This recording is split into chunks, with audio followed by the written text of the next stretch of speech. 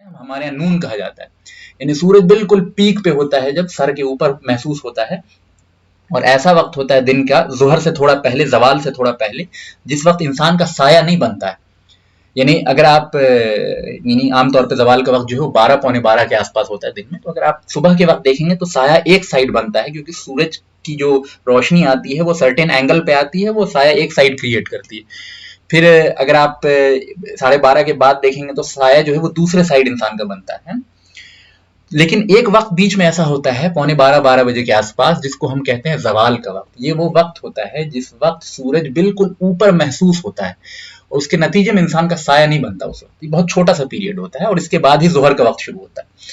تو یہ وہ وقت ہے جس وقت آپ صلی اللہ علیہ وسلم کی پیدائش ہوئی ہے. موسٹ اوتھینٹک جو قول ہے آپ کی پیدائش کے تعلق سے وہ سعید ابن مسیب کا ہی ہے. حضرت عبداللہ ابن عباس فرماتے ہیں کہ اللہ کے رسول صلی اللہ علیہ وسلم کی پیدائش جو ہے وہ نون کے وقت, زوال کے وقت ہوئی تھی, جب سورج اپنی تمازت و گرمی اور روشنی کے اعتبار سے سب سے پیک پہ ہوتا ہے. اور یہ ایک اعتبار سے سمبولزم ہے, ایک سمبولک میسج بھی ہے اللہ تعالیٰ کی طرف سے کہ آپ صلی اللہ علیہ وسلم کی پیدائش بعین اسی وقت ہوئی ہے جس وقت سورج اپنی روشنی اور تمازت کے اعتبار سے ٹاپ پہ ہوتا ہے, اپنی انٹینسٹی کے اعتبار سے, اپنی جو ہے گرمی کے اعتبار سے, اپنی روشنی کے اعتبار سے سب سے زیادہ بلند ہوتا ہے. آپ کی حیثیت بھی اسی آفتاب, اس سورج کی جیسی ہے جس کے ذریعے تمام اندھیرے جو ہیں دور ہو جاتے ہیں. ہمیشہ سورج کے ذریعے اندھیرے دور ہوتے ہیں, لیکن سب سے زیادہ اندھیرے کو ایریڈیکیٹ جو ہے سورج تب کرتا ہے جب وہ زوال کے وقت سب سے ٹاپ پہ ہوتا ہے, کیونکہ کبھی بھی وہاں اس وقت سایہ نہیں بن رہا ہوتا. تو چونکہ سایہ نہیں بنتا تو یوں سمجھ لیجیے کہ سب سے زیادہ روشن جو دنیا ہوتی ہے وہ 12 پونے 12 کے آس پاس ہوتی ہے. تو یہ ایک سمبولک اللہ تعالیٰ کی طرف سے ایک ضمناً ایک یوں سمجھ لیجیے کہ انٹیگرل میسج تھا کہ آپ کی پیدائش بھی بعین اس وقت ہوئی جس وقت سورج اپنے ٹاپ پہ ہوتا ہے. دس از اے سمبولک سمبولزم جس کو کہہ سکتے ہیں.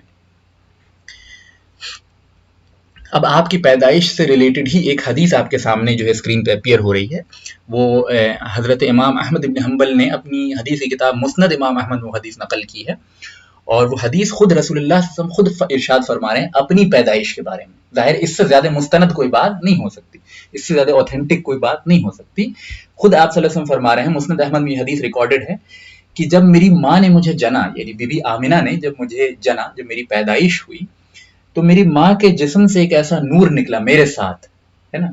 یعنی جب آپ کی پیدائش ہوئی تو بی بی آمنہ کے جسم سے ایک ایسا نور نکلا جس سے شام کا شہر بصرہ شام میں ایک جگہ ہے, شام سیریا, گریٹر سیریا وہ کہتے ہیں.